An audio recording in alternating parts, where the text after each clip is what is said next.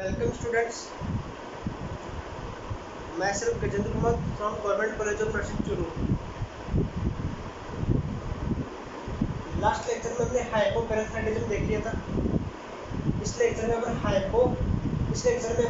हाइपरपैराथायराइडिज्म देखेंगे।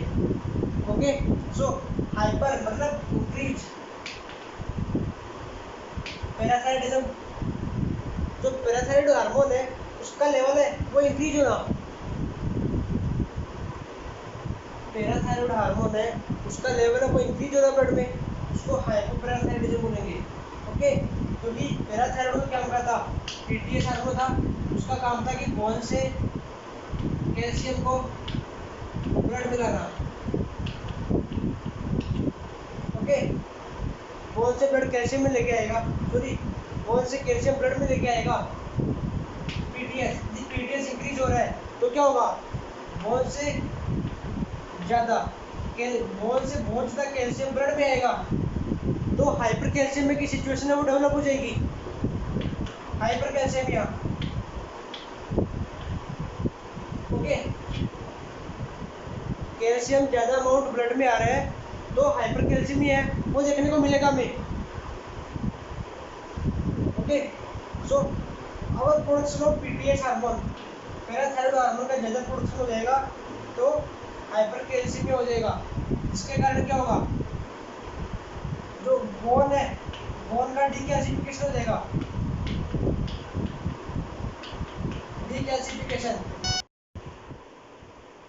सो बोन का डीकैल्सिफिकेशन हो जाएगा मतलब बोन में से कैल्शियम है वो हट जाएगा, डी मतलब रिमूव होना।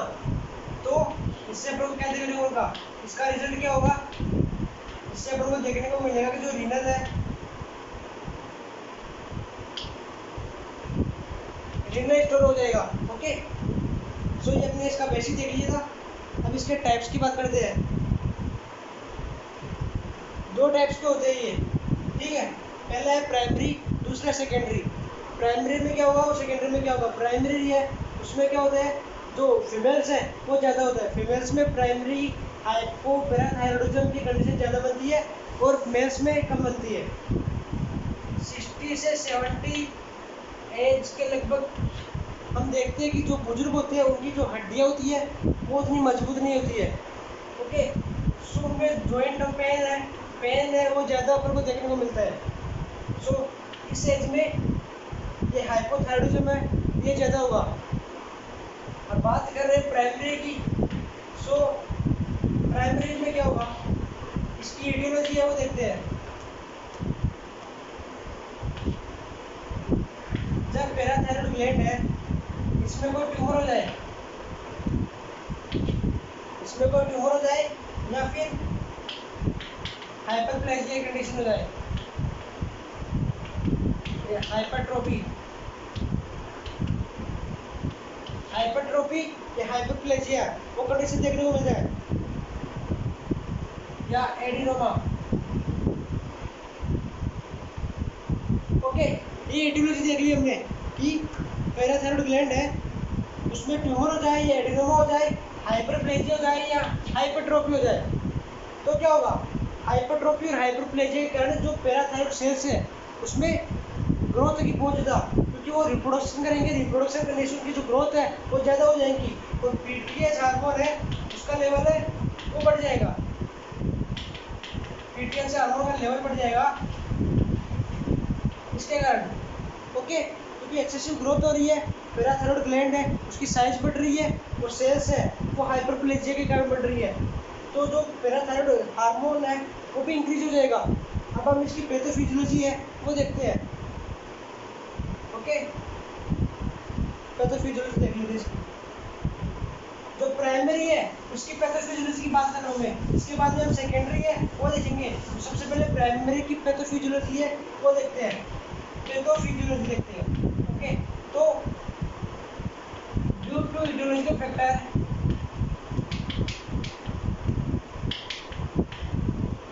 अभी हमने जो इटियोलॉजी देखी थी, ट्यूमर हो गया, हाइपरप्लेजिया, हाइपरट्रोफी, एडिनोमा, उनके कारण क्या होता है, जो पीटीएस थायराइड ग्लैंड है उसकी साइज है वो इंक्रीज हो जाएगी। ओके, और नंबर ऑफ द सेल्स है वो इंक्रीज हो जाएंगे, जिससे पैराथायरॉयड हार्मोन है, पैराथायरॉयड हार्मोन वो इंक्रीज हो जाएगा। Okay, so if the parathyroid hormone is increased, the function of the parathyroid will also increase. Then the function of first जो बोन से रीअब्जॉर्प्शन होता है,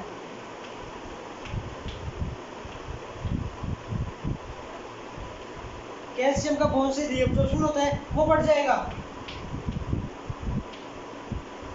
डीसीटी और पीसीटी वहां से डीसीटी पीसीटी वहां से कैल्शियम का रीअब्जॉर्प्शन बढ़ जाएगा,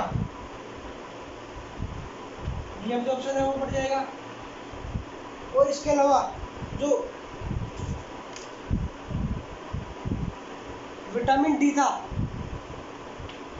हमने देखा था कि जो पैराथायरॉयड हार्मोन है वो हेल्प करता है, पीटीएच हेल्प करता है 25 हाइड्रोक्सी क्लोरो कैल्सिफेरॉल को 125 डाई हाइड्रोक्सी कोलेकैल्सिफेरॉल में कन्वर्ट करता है। So vitamin inactive vitamin D को एक्टिव विटामिन डी में कन्वर्ट करता है। सो विटामिन डी है उसका लेवल है वो इंक्रीज हो जाएगा, क्योंकि एक्सेसिव अमाउंट हो गया इसका, तो एक्सेसिव अमाउंट होगा तो विटामिन डी है उसका भी एक्सेसिव अमाउंट हो जाएगा। सो इन तीनों से क्या होगा, इन तीनों से एक चीज कैलकुलेशन निकलती है कि लास्ट में कैल्शियम है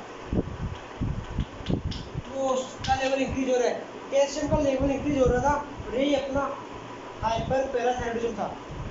okay, now we started secondary hypoparathyroidism. Secondary है उसमें थोड़ा अलग है वो, उसमें अपन देखते हैं अभी, ये आप नोट कर लो।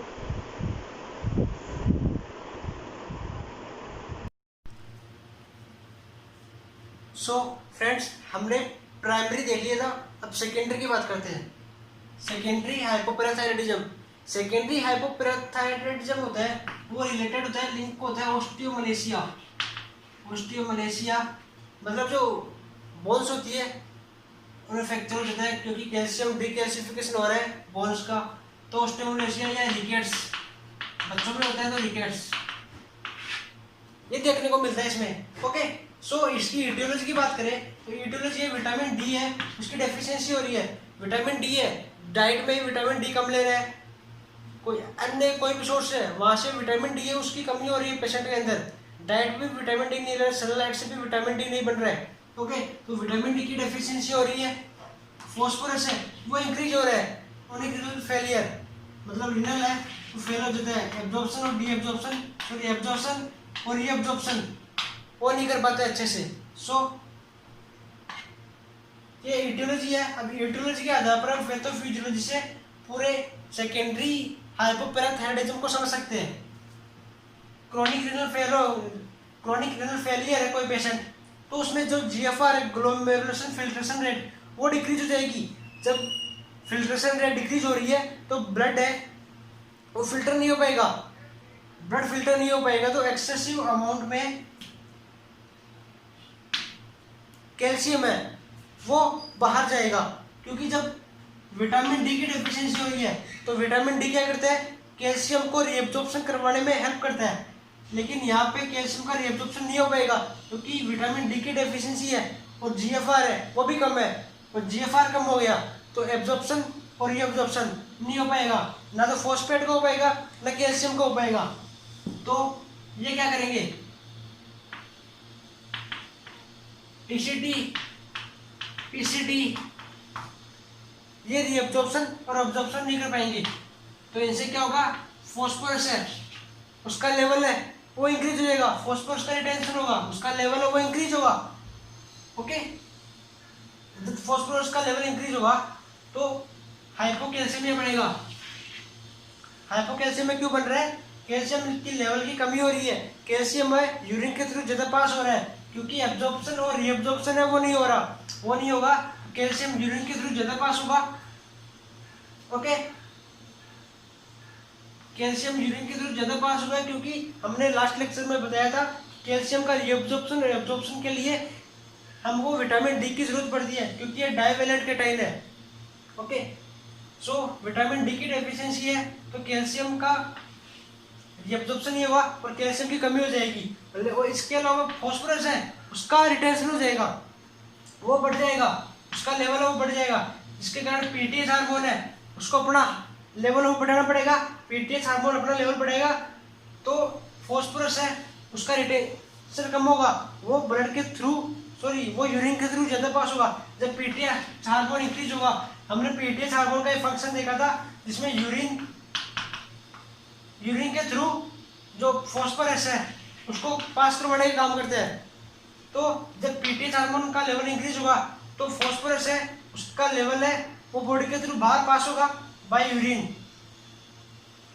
ओके, जब हाइपोकैल्सियम बन रहे हैं, हाइपोकैल्सियम की सिचुएशन आ रही है तो बोन डिजीज होगी, बोन है उनमें कैल्शियम की कमी हो जाएगी और वहां पे हमको देखने को मिलेगा ऑस्टियोप्लासिया और रिकेट्स, ये बोन की डिजीज हो जाएंगी। इसमें अपन को फ्रैक्चर देखने को मिल सकता है यदि बोन है उसमें कैल्शियम है वो ज्यादा निकल गया है, ज्यादा डिकैल्सिफिकेशन हो चुका है तो हमको फ्रैक्चर देखने को मिल सकता है। ओके, ये हमारा सेकेंडरी हाइपोपैराथायराइडिज्म है। बता दिया मैंने आपका कि विटामिन डी की डेफिशिएंसी हो जाती है, फॉस्फोरस उसका लेवल इंक्रीज हो जाता है, कैसे हो रहा है, और क्रोनिक रीनल फेलियर हमने पैथोफिजियोलॉजी के द्वारा पूरा समझ लिया है। ओके,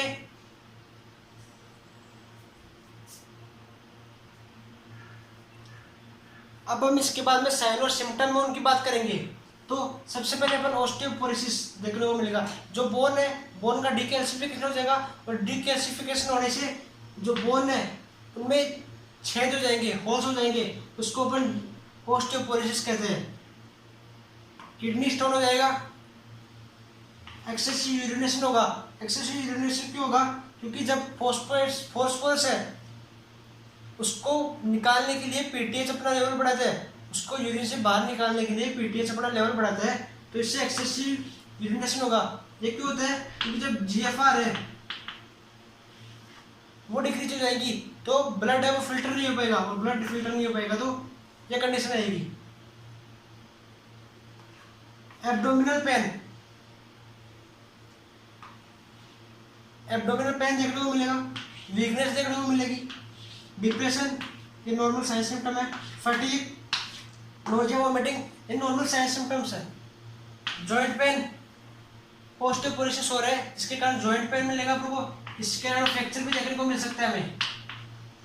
पेशेंट है उसकी बोन है वो फ्रैक्चर भी हो सकती है। लॉस ऑफ एपेटाइट, भूख नहीं लगेगी। डिसअरेथमिया, कैल्शियम का लेवल ब्लड में इंक्रीज होगा तो कॉन्ट्रैक्शन बढ़ेगा लेफ्ट वेंट्रिकल का, लेफ्ट वेंट्रिकल को कॉन्ट्रैक्शन बढ़ेगा तो हार्ट रेट है वो बढ़ जाएगी, हार्ट रेट बढ़ेगी, इट्स कॉल्ड हाइपरटेंशन। हाइपरटेंशन होगा, डिसअरेथमिया होगा। अंडरस्टैंड? ये हमने साइन और सिम्टम देख लिया है। इसके बाद डायग्नोस्टिक इवैल्यूएशन है वो देखते हैं। डायग्नोस्टिक इवैल्यूएशन में सबसे पहले पेशेंट की हिस्ट्री है वो कलेक्ट कर लेंगे, पेशेंट का फिजिकल एग्जामिनेशन है नॉर्मल वो कर लेंगे। इसके बाद ब्लड टेस्ट करवाएंगे पेशेंट का, तो ब्लड टेस्ट में सबसे पहले हम उसका कैल्शियम का लेवल है वो देखेंगे, कैल्शियम लेवल देख लेंगे। उसके बाद अपन फॉस्फोरस का लेवल है वो देखेंगे, कैल्शियम, फॉस्फोरस और पीटीएच पैराथायरॉइड हार्मोन, इन तीनों का लेवल यदि नॉर्मल लेवल से ऊपर है, नॉर्मल वैल्यूएशन का लेवल ज्यादा है तो हमको हाइपर पैराथायरॉइडिज्म देखने को मिलेगा। कैल्शियम का लेवल कितना होता है? 8 से 10 या 8 से 11 नॉर्मल ये होता है। जब ये 15 तक पहुंच जाए, 11 से इंक्रीज हो जाए तो कैल्शियम का लेवल है वो नॉर्मल वैल्यू से इंक्रीज होता है। इसी फॉस्फोरस का और पैराथायरॉइड हार्मोन है इनका लेवल है वो अपनी नॉर्मल वैल्यू से ज़्यादा हो जाए तो ये कंडीशन देखने को मिलेगी हमें। ओके, इसके बाद हम रीनल फंक्शन टेस्ट करवा सकते हैं। Renal function test, because of renal kidney में स्टोन हो रहा है, किडनी स्टोन के कारण हम रीनल फंक्शन टेस्ट करवा लेंगे। ओके, हमने प्राइमरी में देखा था कि ट्यूमर हो रहा था, प्राइमरी हाइपोथायराइडिज्म में क्या देखा था हमने कि ट्यूमर हो रहा था। प्राइमरी में ट्यूमर देखा था तो ट्यूमर के लिए हम बायोप्सी करवा सकते हैं। ओके, बायोप्सी करवाएंगे ट्यूमर की जांच के लिए। कार्डियक रिदमिया हो रहा है तो ईसीजी करवा लेंगे। ओके, एक है ऑस्टियोपोरोसिस, ऑस्टियोपोरोसिस के लिए हम bone density test, bone density test या अक्सर करवाएंगे। जो बोन का अक्सर है, जॉइंट्स का अक्सर है, वो अक्सर करवा लेंगे, या बोन डेंसिटी टेस्ट है वो करवा लेंगे। ओके, ब्लड में देख लिया हमने, सीरम में कैल्शियम, सीरम फॉस्फेट और पैराथायरॉइड हार्मोन है, उनको देखेंगे। ये जो नॉर्मल डायग्नोसिस है उसकी बात कर ली थी। अब अपन मैनेजमेंट में आ जाते हैं।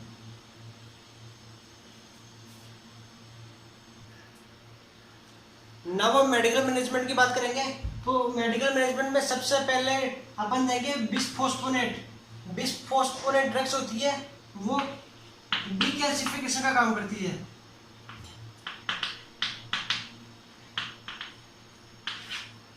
डिसफेल्सिफिकेशन का काम करेगी, मतलब कैल्शियम का रिटेंशन, कैल्शियम है वो बाहर नहीं निकल पाएगा बोन से। ओके, तो ये काम है बिस्फोस्फोनेट का। सेकंड हम देखते हैं हार्मोन रिप्लेसमेंट थेरेपी। इसमें क्या होगा, हार्मोन है, पैराथायरॉइड हार्मोन है, उसको रिप्लेस करवा जाएगा। रिप्लेस कैसे, किसके द्वारा किया जाएगा, कैल्सिटोनिन, कैल्सिटोनिन हार्मोन के द्वारा इसे रिप्लेस किया जाएगा।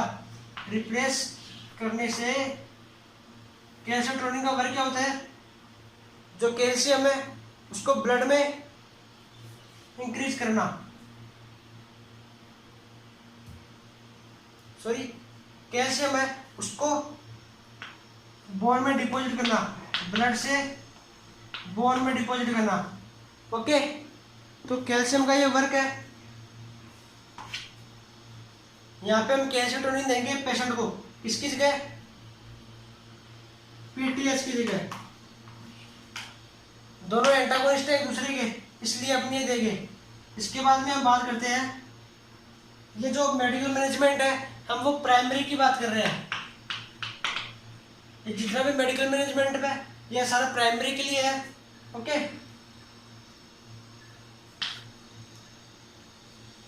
नेक्स्ट हम देखते हैं, इसमें जो पेशेंट है उसको डिहाइड्रेशन हो रहा था,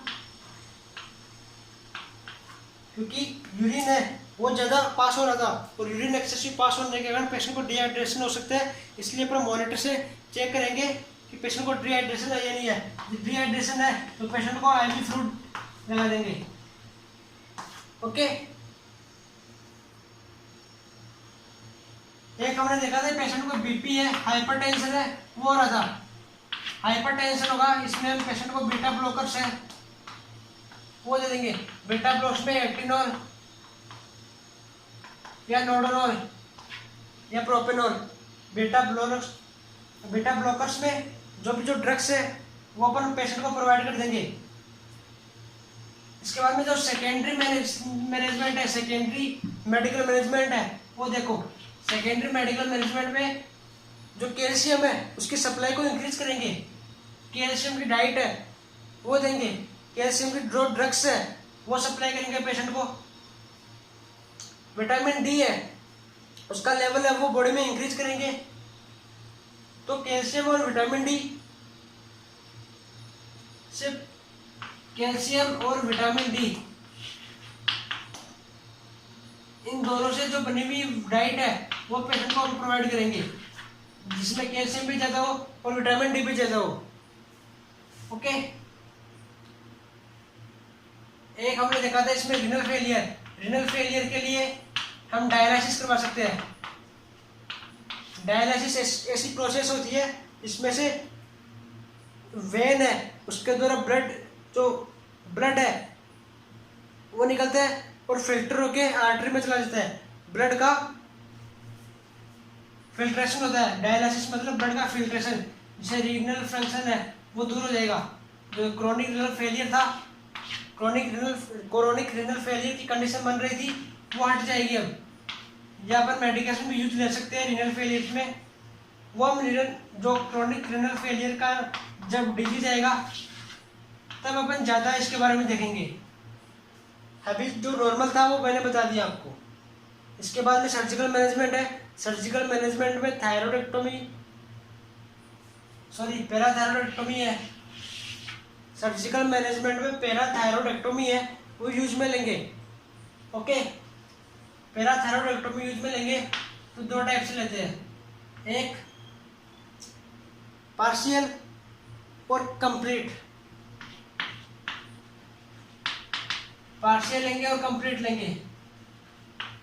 पार्शियल में क्या होता है, यदि हम जो पैराथायरॉयड ग्लैंड है उसके एक ही लोब्स की दोनों ग्लैंड, एक या दो ग्लैंड, एक ही लोब की एक या दो ग्लैंड है, दोनों को रिमूव कर दे तो वो तो होता है पार्शियल, और कंप्लीट चारों को रिमूव कर दे तो वो होता है हाइपर, सॉरी वो होता है कंप्लीट हाइपर डेक्टोमी, कंप्लीट पैराडेक्टोमी, और ये हो गया पार्शियल पैराडेक्टोमी। इसमें एक या दो आई ग्लैंड है पैराथायरॉयड ग्लैंड, उसको रिमूव करेंगे। इसमें चार ग्लैंड है, चारों को रिमूव कर देंगे। तो इसमें क्या होगा, पैराथायरॉयड हार्मोन है वो प्रोड्यूस होगा, दो ग्लैंड से प्रोड्यूस होता है, लेकिन इसमें पैराथायरॉयड हार्मोन है वो प्रोड्यूस नहीं होगा।